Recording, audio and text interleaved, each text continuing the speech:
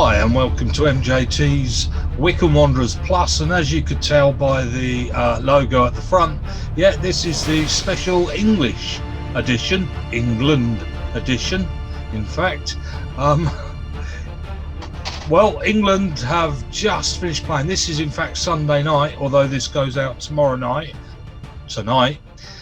and we've got 6 subjects we're going to be looking at dependent on the time. One, we have just got to touch for 2 minutes on the Champions League and the changes that are being made. The second is Arsene Wenger has had a few things to say on the offside rule, on the World Cup being played every 2 years.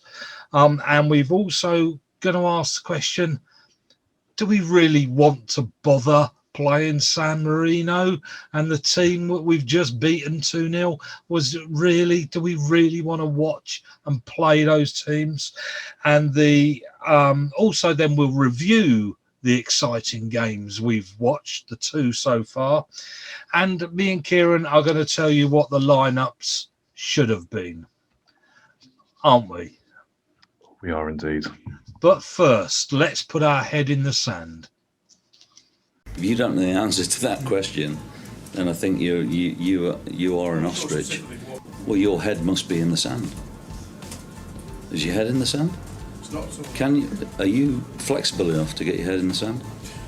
My suspicion would be no. I can, you can't. Okay.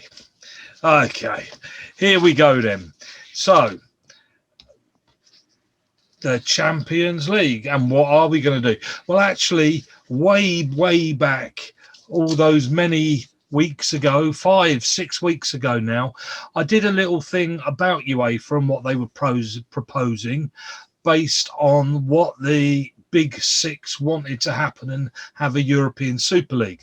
Well, in fact, this is being confirmed on Wednesday that UEFA have decided to run the league like they suggested, and they definitely will be in 2024.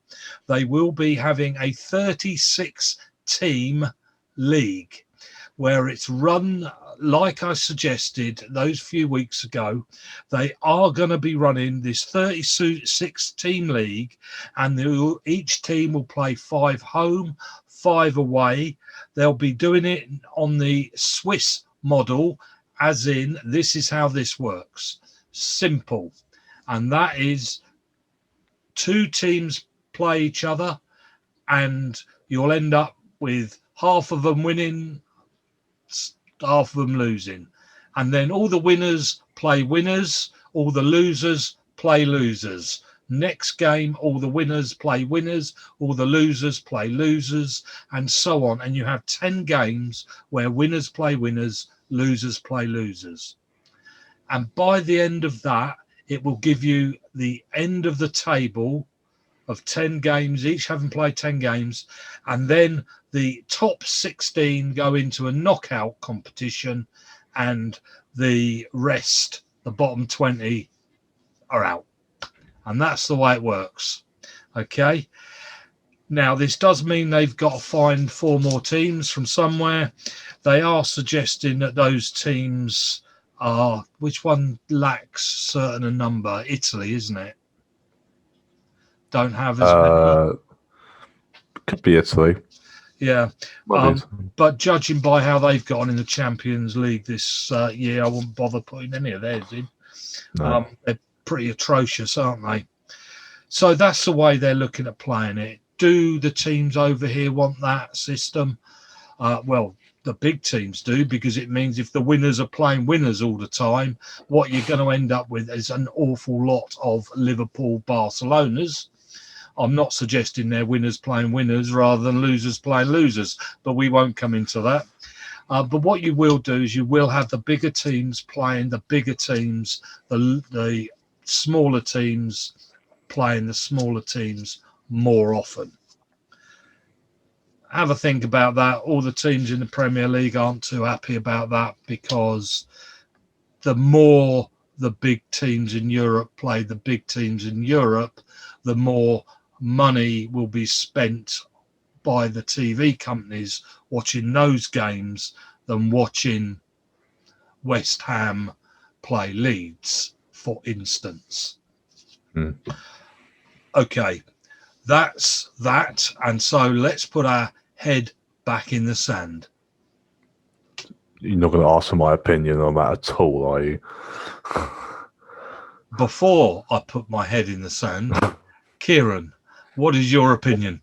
Well, I see you're sat there, Kieran. well, I have been. I'll cross that bit off, okay? I'll get rid of that bit. No, that's fine. I've just been sat for 5 minutes listening to you. Yeah. Well, normal Sunday evening, isn't it? Yeah. This, by the way, is being verified on Wednesday. They will be voting, and it will get a yes. You reckon? No, it will. It will. This will be 2024. I don't think it's good, is it? In my opinion, it's, for one thing, it's 4 more group stage games for all the English team. Well, all the teams in it. Managers will definitely not be happy about that. Owners might be.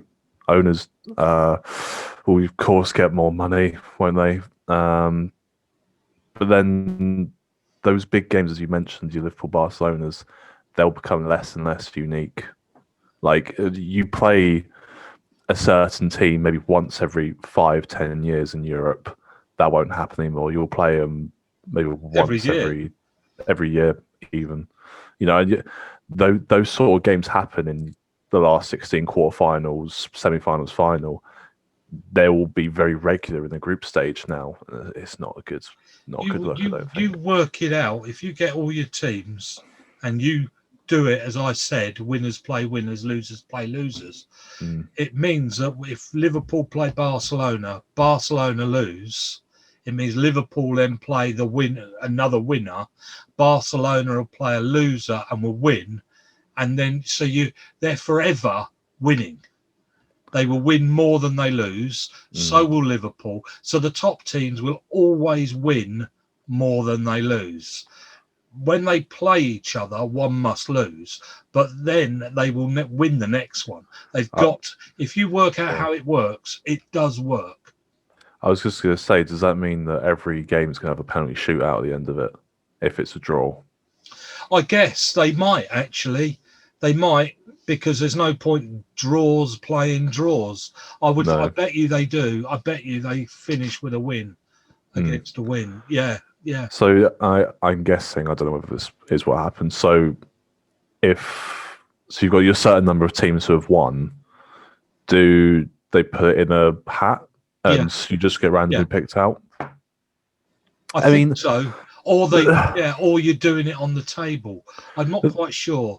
But the thing is, the concept sounds unbelievably interesting, and I'm sure it will be for a certain number of years.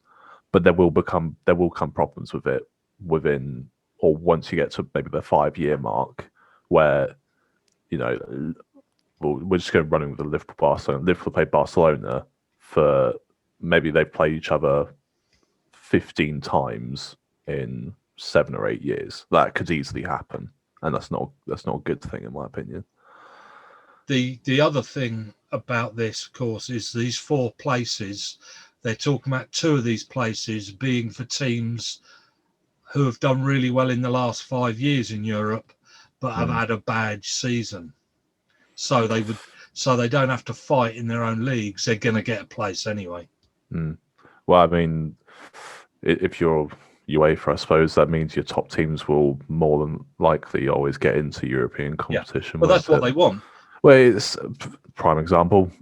Whoever doesn't get in the top 4 this season in the Premier League could be Chelsea, could be Liverpool. It would be one of them. Well, yeah, that's where the places would come from.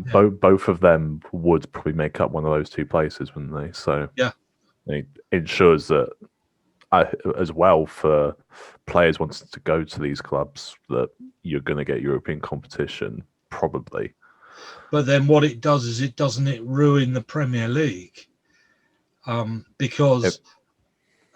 because if Man United, they didn't get in last time, so players choose not to go to Manchester United, they go to another club who did get in, whereas if United are getting in anyway, you just go to United. Yeah, this is true. It makes the top four a bit less. You don't have to get in it, do Yeah. you? Well, Like it's not there's so a good much. You've got no reason to fight so hard. no, Have there's you? a good chance that you'll get in anyway. I mean, realistically, what they're saying about how well you do in European competition, if you've because the chances are that teams who get into the last 16 will qualify the next year. If you're getting into the quarterfinals and you get knocked out, which is okay, it's good. The chances are you'll probably get in the next year, even if you don't get top four. So Anyway, you've got 3 years to chew over that one, but that yeah, is what true. will be happening. Okay, next topic then. Now you can put your head in the sand. If you don't know the answer to that question, then I think you are an ostrich. Well, your head must be in the sand. Is your head in the sand? Are you flexible enough to get your head in the sand? My suspicion would be no. I can, you can't. Offside. Mr. Arsene Wenger, who is, and I've got to find him, all on my pieces of paper. I'll give you his title. He's the Chief of Global Football Development. I'll start that one again. The Chief of Global Football Development for FIFA. That is his title, and I bet he gets very nicely paid. Thank you. More than likely. He's come up with a new way of playing offside. He considers VAR has killed offside, ruined the game, and he wants to change that by changing the offside rule. Now, the offside rule has changed a few times. In 1925, it used to be 3 players between the attacker and goal to cause offside. Then it became 2. In 1990, it then became level, was to the attacker's advantage. Then in 2005, it became active players were then causing offside or not. And now what he wants is, let me read this nice and slowly. And while people think about this, I should have had a cartoon or something. Onside, you are onside if any part of the body other than the hands or arms is in line with the final defender, which means, is that clear? It means any part of your body, as long as that is in line with the defender, apart from your arm, you are now onside. So if you leave your foot behind, leave a stud on the defender, and you've already started moving forward, you're onside. Now, the president of FIFA has looked at it, and he likes it. Okay, so that means it's getting slightly closer, that rule, because he likes it. And what they're going to do is, if the International Football Association Board like it, they need a 75% approval rate, and then it goes on trial in the lower Chinese leagues this year. So we haven't heard before about this, but it could be happening fairly shortly, actually. How does that change the football game? Well, attackers have now got a huge advantage. A huge advantage. Huge. I think him talking about VAR, though, surely because everyone's been discussing about whether someone's onside, whether someone's offside based on a sleeve or this, that, the other. It doesn't change, the way VAR is going to be used in terms of offside, because surely it's just swapped it. It's just swapped it the other way around. It's checking whether the defender is actually in line with the attacker, almost, rather than the attacker in line. That's right. But where it does change it, not on that, if the team now think, we're in trouble here, we're going to have to press, we're going to have to move our defenders further up the pitch. It does then mean there's space behind. and you're still going to get VAR having to check. But in the box, when these corners come in and the like, you're never going to have that problem. No, I mean, the thing for defenders is, I mean, talk about the high line. You can't play a high line anymore, can you? You just can't. Risky. You can't play the offside trap. It's just not a thing, because you could play it unbelievably well. Like, you see some teams do it really well now. I think Man City are really good at the moment, where they get a player offsides by, maybe almost all of their body apart from a foot. Well, obviously now at the moment that's offside, but it could so easily happen where a player is onside by a foot, and it puts the defenders at such a disadvantage. Yes, it will mean loads more goals and all that sort of thing, but as much as we want to favour the attackers and help make the game more entertaining, there is still an element of defending is something that people really enjoy watching as well, and defenders are going to have a really tough time if that's going to be the case, because they're going to be scared. You're going to have to fall back so far to make sure that that you won't get caught playing a high line, because you can't play offside now. This is the nearest thing you can do toward scrapping the offside rule completely. Yeah. And I don't think it's. I wouldn't put it in if it was me. I think yes, the offside rule at the moment is a bit up in the air, and no one really knows what's onside, offside, whether it's by a sleeve, whether it's by a shin, whatnot. However, I don't think this is the way to change it. And if Wenger's saying it based on how VAR has, ruined football in terms of offside, I don't think this is the way to do it. Because what is the way to do it? I don't know.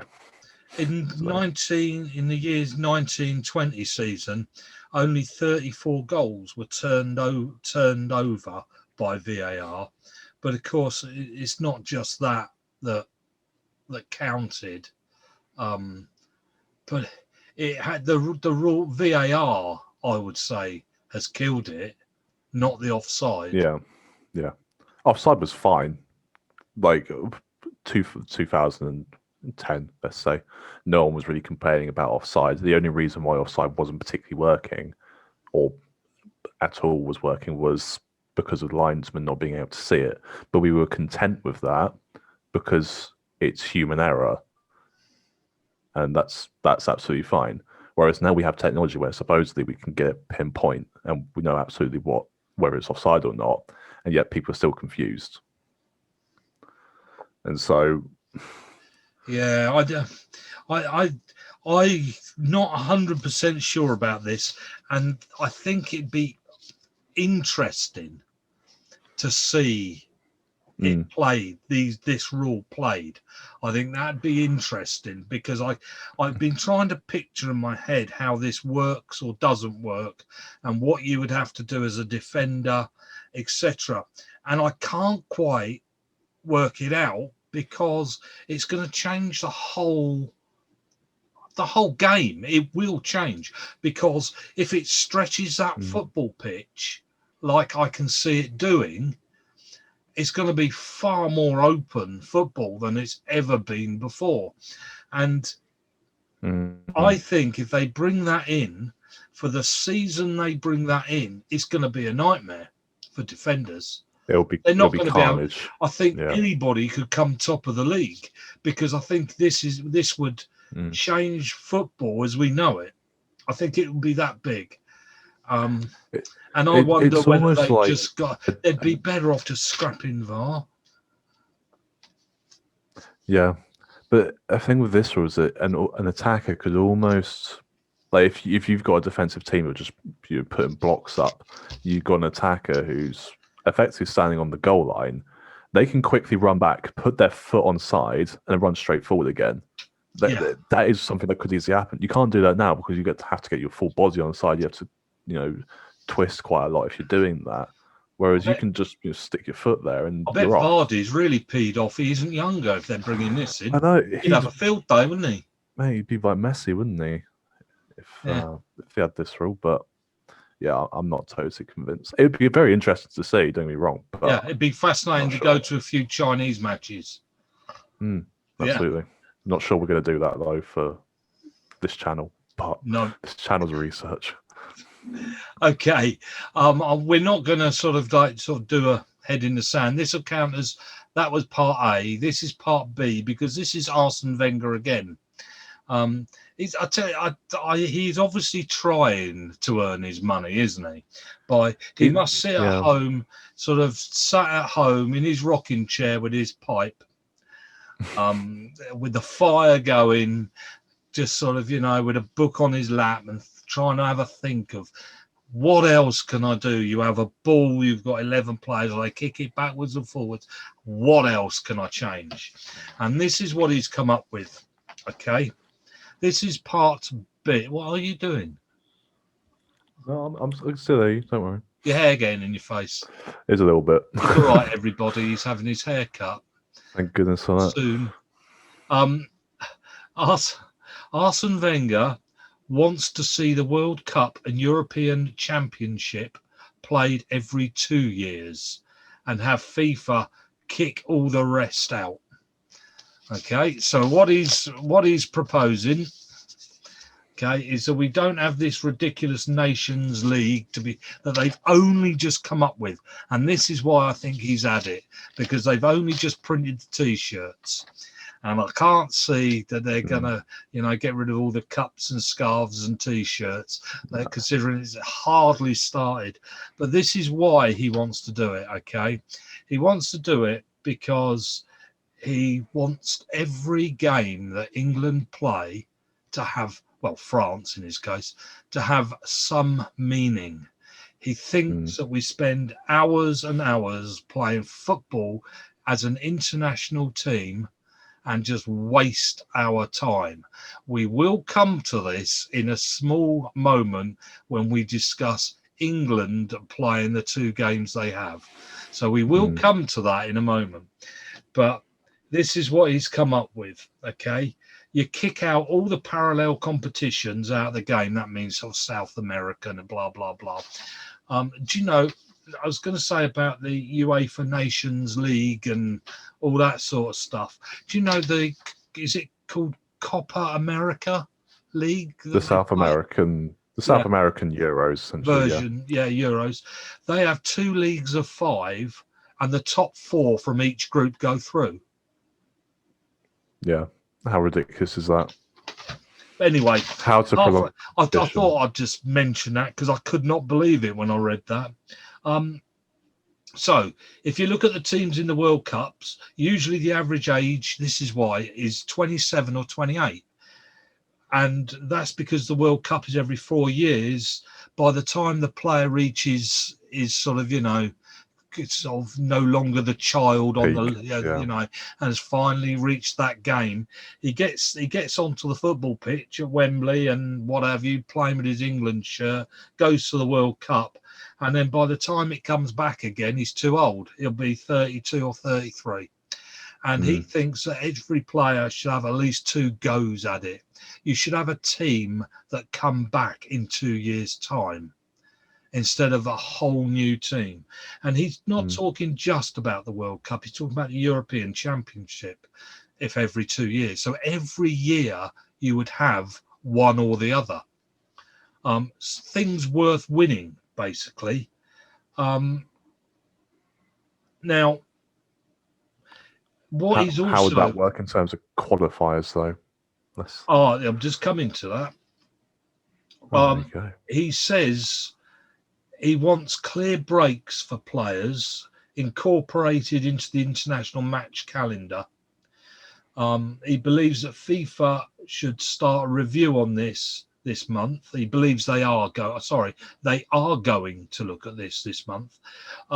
He reckons it's important that players have 4 weeks holiday.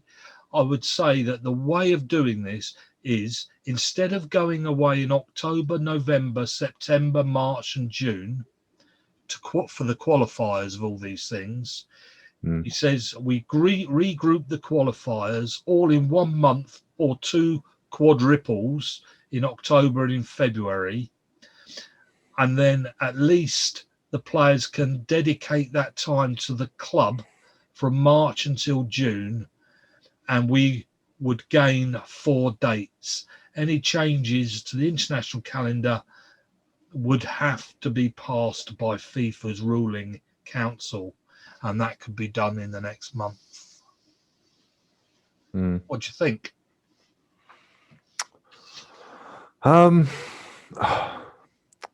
Again, you have to question whether having these competitions every year, essentially every summer, Euros or World Cup, does that then mean that these games become less unique and these competitions become less unique? Is it the same arguments then? It's something you've got to question, for one thing. Like, your World Cup comes around every 4 years, and the hype, the build-up for it is absolutely immense. Would that then be the same if it was every 2 years? I'm not so sure it would be. But then I do definitely agree with his point in that players don't get that many opportunities at it. Like, realistically, you could get 2. So you'll get the chance when you're between the age of, 22 to 26, and then 1 after that. But before that, you'll be too young, and after that, you'll be too old. So realistically, for a normal player, you'll get 2. If you're really good, you'll get 3. And obviously, within those, only 2 or 3 teams will win it. And it could be the same 2 teams, essentially. Like, who's going to bet against France winning the next one? And the players who have played in the past 2 World Cups, when, let's say, France win both of them, they wouldn't have really had that opportunity. So having it every 2 years, could arguably, give players more than anyone much more of a chance of doing well at a World Cup. But then, does that squash the football calendar up quite a lot? I think it probably would be. Because when do players get time off, realistically? See, this brought in... there's a question I've had on my pieces of paper for ages and ages and ages that we've never discussed yet. But this does sort of come into play.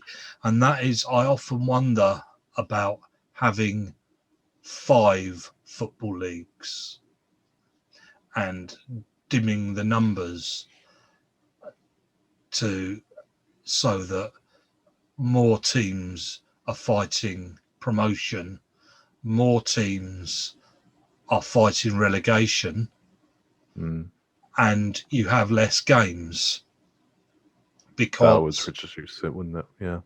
Because and equal numbers across the board, and because the interest is fighting promotion brings in money, and the more opportunities you give all teams to do so, I think is far more entertaining. They do it 2 up, 3 up from the championship, with that little group of 4 that have to fight. Well, see, I don't like that. I'd rather 4 teams go up automatically rather than having 3, 2 automatically and 1 fight it out in a group of 4. I would rather have 4 go up, 4 go down, and you just spend 4 going up, 4 going down. And then, so a lot of teams, you'll have 18 teams in that league, and every team has a bigger opportunity every season to go up or come down. I think it spreads the money out better, etc., etc. But I mean, stick that in there, because maybe the problem you're talking about is quantity of games. And that'll definitely reduce it, won't it? And I suppose there doesn't seem to be many negatives to that, really, in terms of you have, you find some teams are stuck in the same division for goodness knows how long. With that sort of system, it should happen a lot more regularly. If Or at you've least you'll got- be fighting for something every season. Yeah, 8 teams in every league. 4 will be going up, 4 will going down, and then you'd have the 10 in the middle. Which, let's face it, there's never 10 in the middle until the last game. They'd all be fighting all season for something. I mean, prime example, I suppose, League Two. You've got 2 teams that come up and 3 teams that come down from the previous season. 24 teams originally, and you've only got 5 that's actually changing, which isn't really that much, is it? For most of them, it's you kill it all off too early. You know, most of the leagues are finished by Christmas. Well, I think that's a bit of a shame, really. If you don't know the answer to that question, then I think you are an ostrich. Well, your head must be in the sand. Is your head in the sand? Are you flexible enough to get your head in the sand? My suspicion would be no. I can, you can't. San Marino, wasn't that an exciting game? Oh, aren't all England games exciting? Who was it we played today? Albania. Now, without being rude about Albania and San Marino, what was the point? Not a lot, really, was there? Like, as much as we only beat Albania 2-0, I think we were probably playing at 10-15%. Yeah, I would hope we were playing at 10-15%, otherwise we're in trouble. But, like, you should be walking over these teams, and it's going for Wenger's point, isn't it? It's just like, we have all these games that in the end don't mean a lot, because at the end of the day, the same teams normally get to the World Cup or the Euros. So is there any point in England having to play 10 qualifiers for each major tournament, even though we walk all of them? Not really. Well, I mean, Gareth Southgate, when asked about playing San Marino, so I said, well, you know, I mean, you have all the teams in there when you play the FA Cup. Yes, but also when Marine finally played Spurs in the 3rd round, Marine had played 8 matches to get there, or 6 or 8 matches to get there. That was Spurs first in the FA Cup. Well, shouldn't that be the same, really, in this? They do across Asia and Africa, they do this. They sort of, you know, put them, you know, other teams have to fight to get into that last bit. And I think they should do in this. I mean, I think, you know, haven't we played San Marino too many times now? Haven't all these games are, you know, we've got enough football that do we have to bore fans silly? Because that's what that was. Yeah. 5-0, and you say, well, only 5. Well, where was the competitive football? There isn't any, because there's no need. There's no reason. You have to say that we beat Albania 2-0 today. Like prime England fans, like really committed England fans, could they go away from that, like being really happy, really overjoyed at their team's performance and the fact that we beat Albania? Surely not.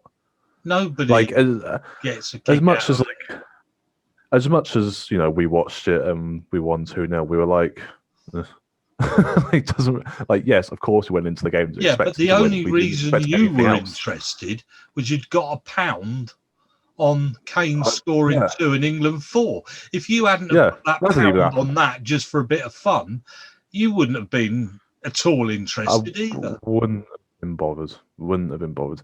And you know what, the thing that I kind of picked up on in the post-match interviews with like Ian Wright and Roy Keane and that, they were talking about the game against Poland on, Wednesday or Thursday, acting as if Poland were like this really big team that we're going to struggle against and like going to really put up a good fight against us. Like, yes, I know they have Lewandowski. Compared to San Marino compared to San Marino, yes, they that's are. what they're doing. Huge. They're comparing it to the rubbish But that we've they're played making until now. but they're making it sound like it's one of the biggest games that we're going to play this year, and it's like, I mean, it probably is, but it's still Poland. Do you know how many people apart live? from Lewandowski, that is literally it. Do you know how many people live San Marino? 12. Half the amount of Shrewsbury. Well, Shrewsbury, should I say, is how I'm pronouncing it. It's incredible they have one professional footballer. I mean, do you know the scoreline didn't do England justice in that game, to be honest. Did miss a hatful. But it ended up with the margin being less than City beating Watford in the 2019 FA Cup final on that same pitch. Why? And that was surely because nobody could give a monkeys. We'd won it. Who cares? Getting the enthusiasm. I mean, as they were talking about with Sterling, like Sterling was as selfish as anyone on whenever it was we played San Marino. Like he was there to bump up his stats, wasn't he? Yeah. That's what every player was there to do, really. Yeah. Like, even though you're professional and you go into games thinking, all right, lads, we've got to like really kick on and beat this team well and professionally. They went into that game knowing that they were going to fully battle them. I can give you this one without actually having to prod you in the direction I'm going at all, because it's just too obvious. Pope kept his 6th clean sheet. Why? Because he didn't face any shots, as they mentioned. What on has the he commentary. faced previous? San Marino. yeah. Albania. As long as he's playing crap, he's not going to let any goals in, is he? It's nothing to be excited about. I mean, there's a pre-qualification system in the Nations League, for goodness sake. So really, we need one in Europe for the World Cup, don't we? Yeah. If they're playing too many games, you're trying to keep people's interests. Why do they do it like they do? It wouldn't have anything to do with TV money, would it? Couldn't surely, could it? I don't know. The problem is that I suppose in terms of like equality and all that, you can't just give countries and teams a free pass into a finals, can you? But then at the end of the day, they probably should, because no one really cares about the qualifiers. I suppose it may mean more if there were fans in the stadium. That might make a difference. Because for a country like Albania, I'm sure it would be quite a big spectacle for them, like having England play Albania, that sort of thing. But apart from that, I can't really think of many more benefits of these games. Is there any benefit to that? So you think maybe for these teams to get walloped all the time on a regular basis by everybody, that they'd enjoy that? Do you think they'd rather be in a little... I mean, when Marine finally played Tottenham, yeah, they loved playing Tottenham in the FA Cup, but they loved playing the team before that as well, just because they were playing a team higher than them. And surely you don't have to play a team and be walloped. Just playing a team that is slightly better than you is worth a fight. And so San Marino surely don't have to play England to get anything. I mean, do they get anything out of it? I don't think so.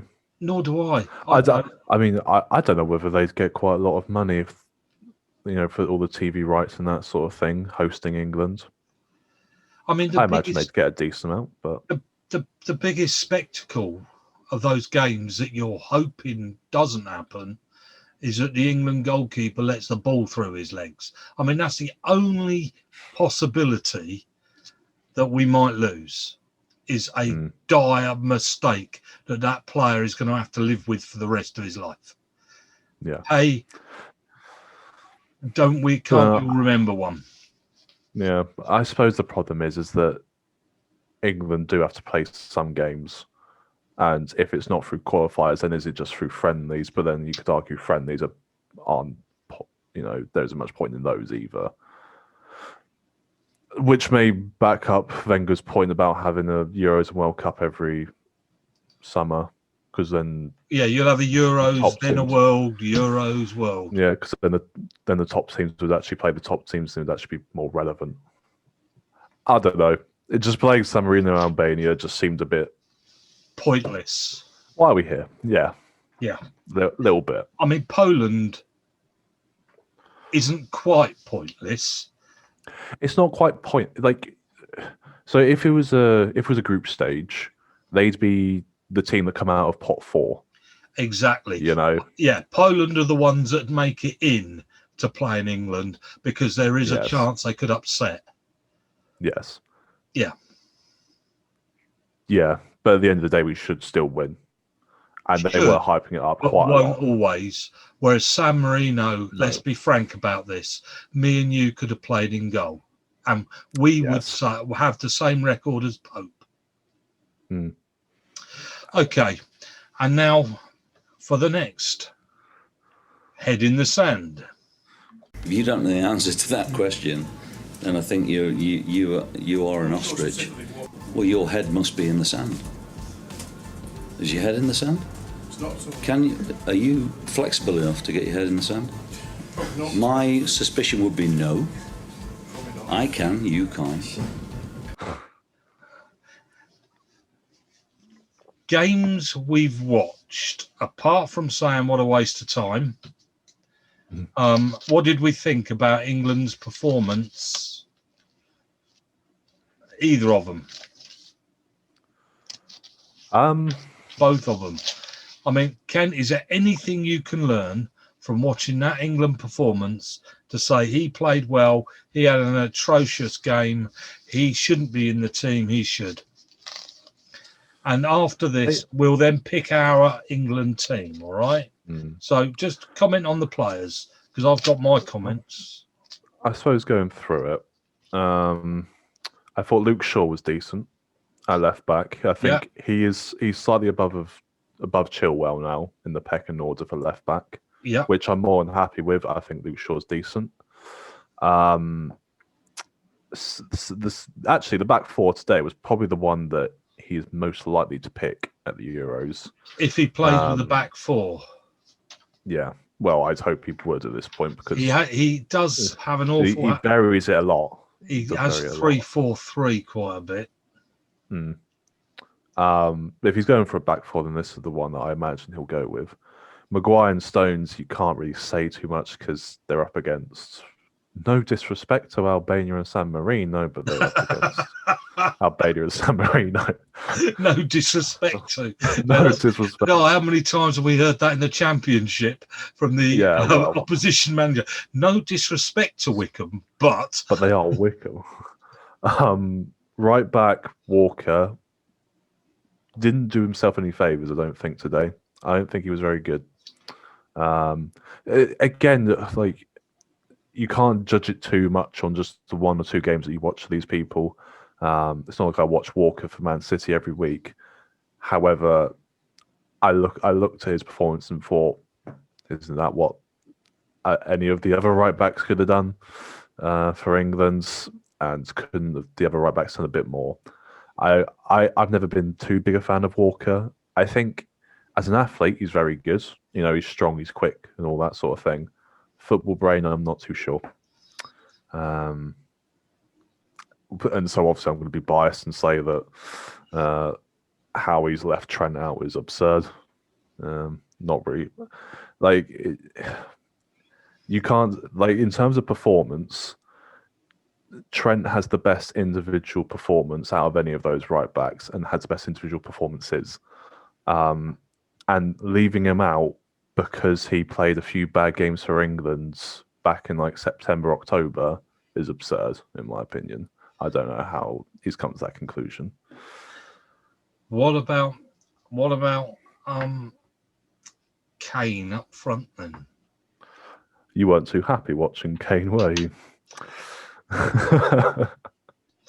No, I was not. He just wasn't in the box. It wasn't where he was supposed to score the goals, I know the commentators made comments on ITV, and you say I'm just copying what they said, but it was obvious straight away that in go to crosses, and there weren't many to start with. And where was he? He was having a fag on the halfway line. I mean, it really was. So you wonder, what is he? Where is he? And he's picked up Mourinho style football there, I think, and that is hit him on the break, or rather, we'll think about it. I think he's picked up Spurs, and I didn't think it helped him at all. It was the prime example at the end where Ward-Prowse was in down the right. And I think it was Kane and Sterling up there. Sterling was running into the box. There was only one defender.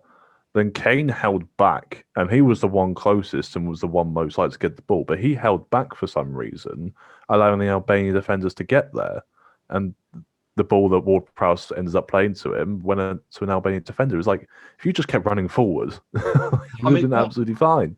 What's the name of the guy that played instead of him against San Marino? The forward? Calvert-Lewin. Calvert-Lewin. You see, I thought he didn't play at all well against San Marino, but that was because of how many he missed. Kane wasn't there to miss them. You know? No. And I mean, his header, fine. That's just a bog standard. Yeah, he was there for that one. And then he was there for another one on the far post. And apart from that, he was just strolling around the halfway line most. And I'm thinking, what are you doing there? We've got all those midfield players. You're not supposed to be standing there.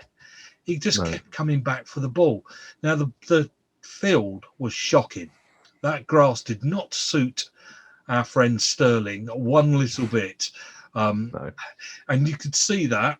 And so I did feel a bit sorry for him.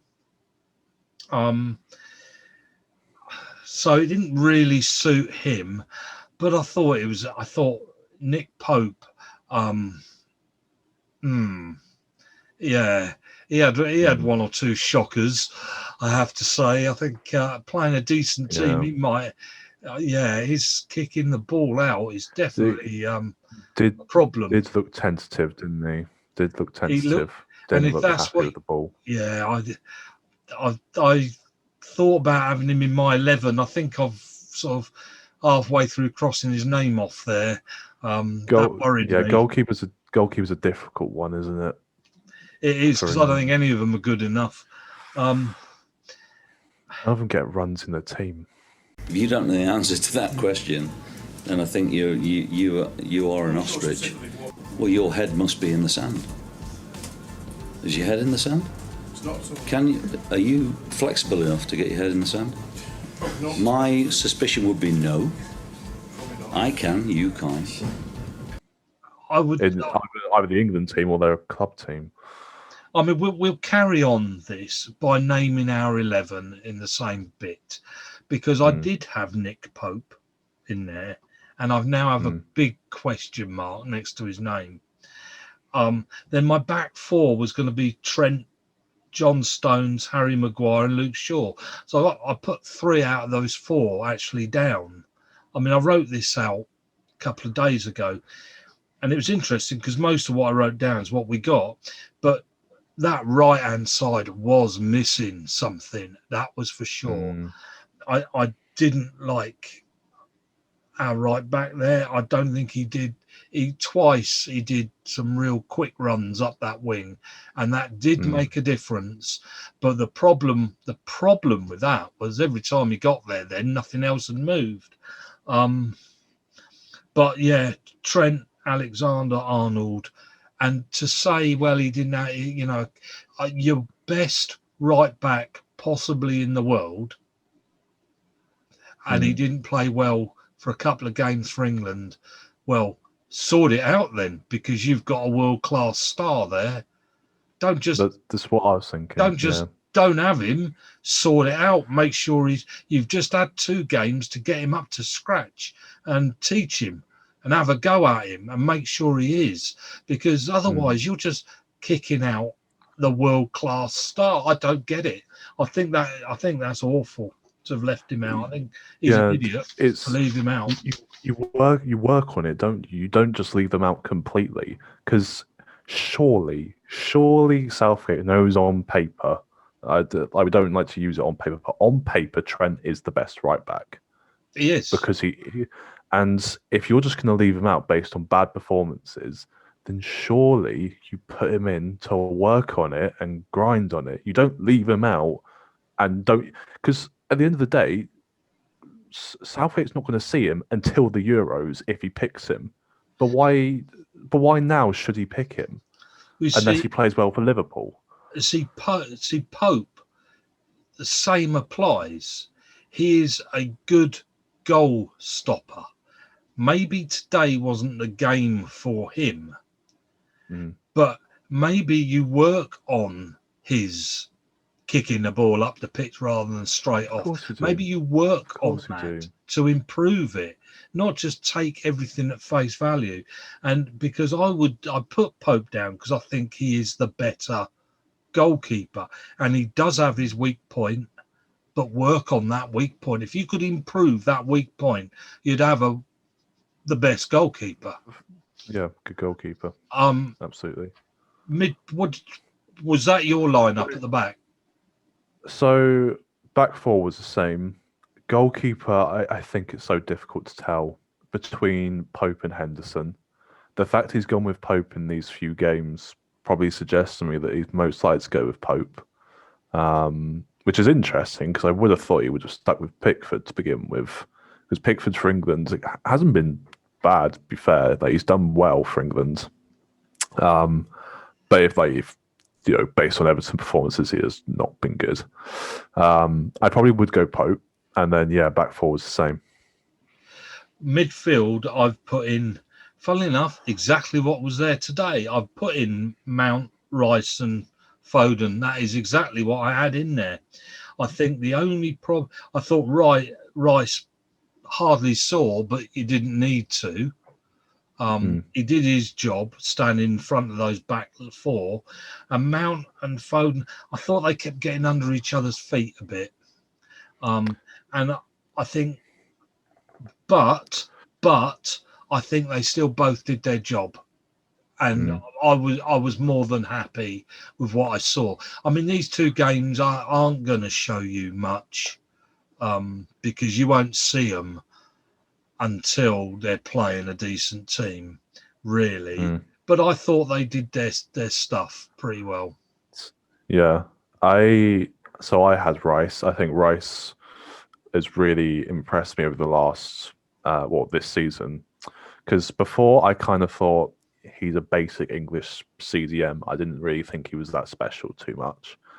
I'm not convinced he is special as such now, but I think he can definitely cement his place in teams as being a decent CDM. I also went with Mount because probably similar to Rice, to be fair. I think he's really impressed me and can pull things out of the bag, to be fair. Maybe in terms of defensive, I'm not so sure about him, but you can have some players who are like that. And the other person I put in instead of Foden was Henderson. He might not even be around for the Euros. He might not be around. He might not be around. But I mean, of course, I'm going to be biased. I think the problem is that in my team, you've got Mount, you've got Foden, and then I've got someone else in there who I think they're all very similar players. I think they'd all get in each other's way almost. See, if Gomez was fit, I'd have him in instead of Maguire. Yeah, you'd have Gomez, wouldn't you? Absolutely. But I mean, that's unfortunately, it's not going to happen, is it? Oh, I don't know about Cody. We saw him play the other day. He's okay. He's okay, but I don't think. It's weird us putting him in Maguire, to be fair, because the amount of times we have slandered Maguire. I know. But he's Man United captain, and it's just like, well, you're probably going to put him in, aren't you, if he's Man United captain? I got a question mark against him because I wanted to find somebody else, and I couldn't. And I'm not free. So, then, but surely I could kick the ball sideways, couldn't I? And up front, the three I put up front, two played. One I've put Boot in, Kane, and complained about, and somebody needs to give him a whack on the head and tell him, "Oi, you're number 9, bloody well play like one." Was Sterling, who the first game against San Marino tried to score everything, even ridiculous shot. I think he thought he was on there for a sort of a football game on computer where you had to score the most, even though you could pass it to somebody else. And that annoyed me. I thought he was a right selfish against San Marino, ridiculously so. And then today, well, he just couldn't move the ball, really. I think I keep going about the grass. I mean, it didn't help him. It didn't help him. But he also did have I think that somebody had told him off, and then it did the complete opposite, where instead of going for things, he actually held back. Bit scared, yeah. Yeah, I wonder whether he'd had a slap on the wrist. Well, I think it's a similar thing to Trent. He's a world-class talent. You just got to nurture and kind of fit in there. And the other one, we know what he can do. Sterling, Kane, and Grealish would have been in there. My front three. The same for me. Yeah. I mean, the reason why I put Henderson in over Foden is I think Foden, Mount, and Grealish are too similar style of player. I could just imagine if Grealish had been on there in that pitch today, the difference that would have made today's game. Yeah. It would have livened today's game up, no question. I think Grealish is one of my favourite players to watch, if I'm honest. The way he can just move the ball around and create things out of completely nothing, I absolutely love watching him play. So I expected you to have Sancho in there, see? You know, I was thinking about Sancho. I don't think I've seen enough of him. I think Sancho and Sterling may have to fight it out for a place because they're very similar players.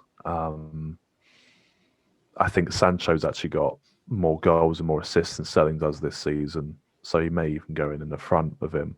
But then again, Sterling does have that quality that we all know he does have. I don't think he's produced it that many times for England, Sterling. Especially the last World Cup, he wasn't great.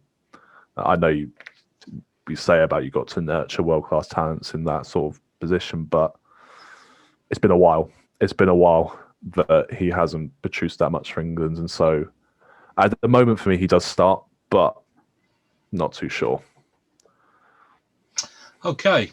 Well, I think we've come to an end of this programme, and it's, as per normal, probably made at least an hour.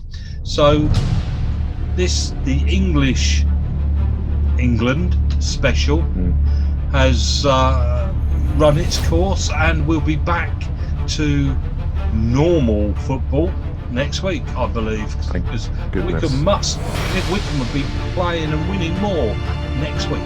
So, so join us then. And just to finish off, saying Gareth Ainsworth is one of the favourites as managers to not only be picked by Preston North End, but to be sacked as well. So we'll see which of those happens, whether it's at Wickham, gets sacked from Wickham, or is offered a job at Preston North End.